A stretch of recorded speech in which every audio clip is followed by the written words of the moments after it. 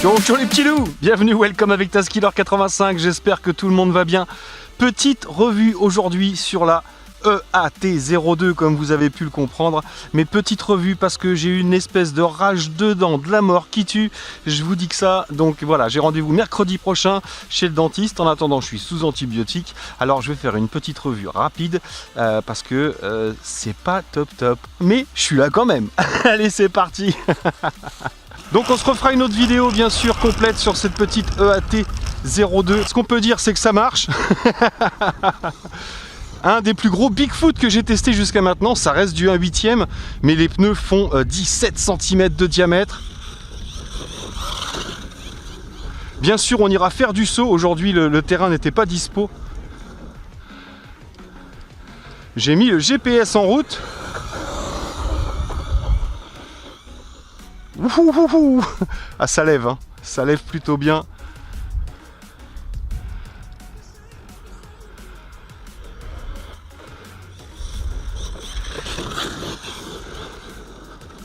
Bon, bien équipé comme vous l'avez vu au début de la vidéo.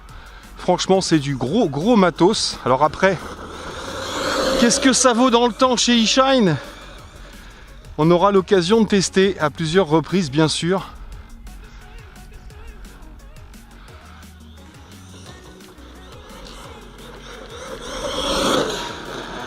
Wow. Petit démarrage. Ah, ça accroche vraiment dur avec ces pneus là, c'est clair. On va se mettre sur l'herbe pour tenter les wheelings. Ouais, ça accroche mieux sur l'herbe, c'est sûr. Bon, pareil, on ira sur bitume. Départ arrêté. Ah, il y a moyen de la tenir, hein. Après c'est chaotique là, c'est sûr.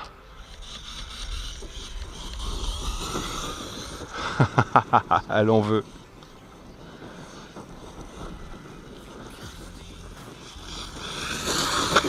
Wow. C'est vraiment un monstre à piloter.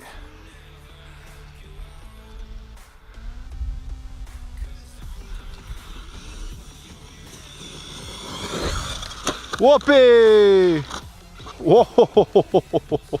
Violent, je crois que j'ai cassé du matos là. Oh oui, ma carrosserie est passée au travers. Bon bah ça tiendra encore, je ferai une petite réparation. Mais là j'ai éclaté la carrosserie. C'est sûr que la voiture est lourde, hein, elle fait 5 kg pratiquement. Donc ça pardonne pas des masses, c'est clair. Bon bah quitte à tout casser, on va aller se faire un petit saut par là-bas, il y a des voitures mais... Je pense que la petite bosse est libre. La radiocommande, elle, est plutôt bien foutue. Une radio ZD Racing. Il y a pas mal de pièces ZD Racing sur cette voiture. D'ailleurs, il y a beaucoup de pièces qui sont compatibles avec la Pirate 03. Donc, je mettrai des références dans la description, bien sûr, avec un lien pour la voiture et un code remise. Mais est-ce qu'elle vaut le coup? Ça, on le saura certainement, mais dans la prochaine vidéo. Pour l'instant, elle est fun. Pour l'instant, elle envoie sérieusement du pâté. Mais... on verra ce que ça donne au niveau résistance. Là, je crois que j'ai pété le pare-choc et la carrosserie. Donc, bah, c'est pas ce qui revient le plus cher en pièces détachées, mais bon, en même temps, elle fait 5 kg et j'ai fait des soleils. Bref, sur la radiocommande, on peut inverser bien sûr le throttle, on peut inverser également la direction et on a 4 réglages de trim. Donc celui de gauche, on va pouvoir régler la proportionnalité de la direction. Vous voyez, là, je tourne à fond et ça tourne à peine. Donc on va pouvoir régler l'amplitude de la direction. Juste au-dessus, on a le réglage de trim, bien sûr, pour le parallélisme. Donc pour pouvoir aligner sa voiture. Là, c'est pas trop mal. Est-ce que je suis droit? On va venir droit vers nous. Oui, là, la direction est assez sensible. Donc là, elle tourne à gauche. C'est sûr, non, elle tourne à droite, pardon. Donc c'est sûr que c'est mieux sur le plat. Voilà, hop, c'est réglé. Et à droite, vous avez les réglages pour le throttle. Donc là, c'est pareil. Si vous tournez celui-ci vers la gauche, vous allez avoir la marche arrière. Donc vous aurez moins d'accélération. Et si vous le tournez vers la droite, la voiture va partir en marche avant directement, sans accélérer, comme vous le voyez ici. et donc on aura un peu plus d'accélération. C'est dans cette position-là qu'on testera réellement la vitesse sur route, parce que là, bon, elle est donnée pour 90 km/h, on sait que généralement c'est environ 10-15 km/h de moins, donc on verra ce que ça donne sur du bitume. Là, je pense qu'on atteindra les 57-60 km/h sur une surface comme ça. Et le dernier bouton en bas à droite ici, c'est simplement pour régler votre vitesse maximale. Donc si on met à 0 ici et que j'appuie, on n'a rien du tout. Et si je tourne proportionnellement, vous voyez, là je suis à fond. Et donc on va pouvoir régler la vitesse maximale. Là, on est vraiment au ralenti. Donc ça, c'est plutôt pas mal. Radiocommande assez complète. On a un USB, je ne sais pas à quoi il sert encore. Le bouton de mise en route bien sûr. Et on a Channel 4 et Channel 3 ici. Donc ça veut dire qu'on va pouvoir ajouter par exemple un klaxon ou des phares tout simplement.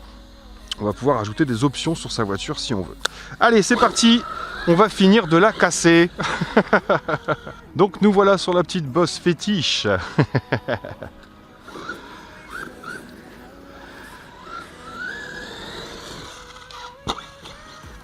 On va y aller tranquillement.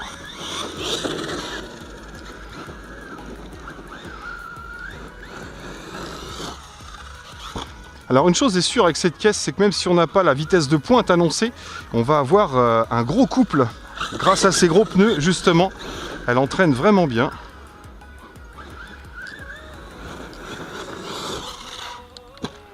Hop là, bien, réception sur la roue. Ça teste justement la résistance du châssis. Tout va bien. J'étais pas super bien aligné.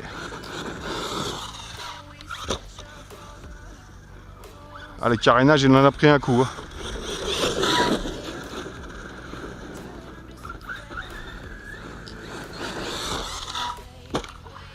Hop là, sur les roues encore une fois. Le châssis, lui, a l'air de bien tenir la marée. Tant mieux. Grosse réactivité en l'air, bien sûr, toujours à cause des pneus.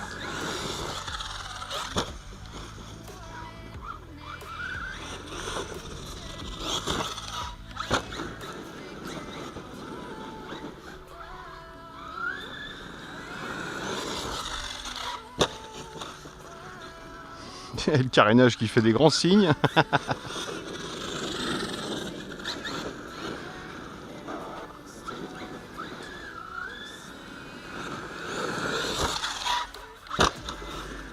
Bon, j'ose pas trop tenter le salto, sachant que la carrosserie est plus trop bien accrochée.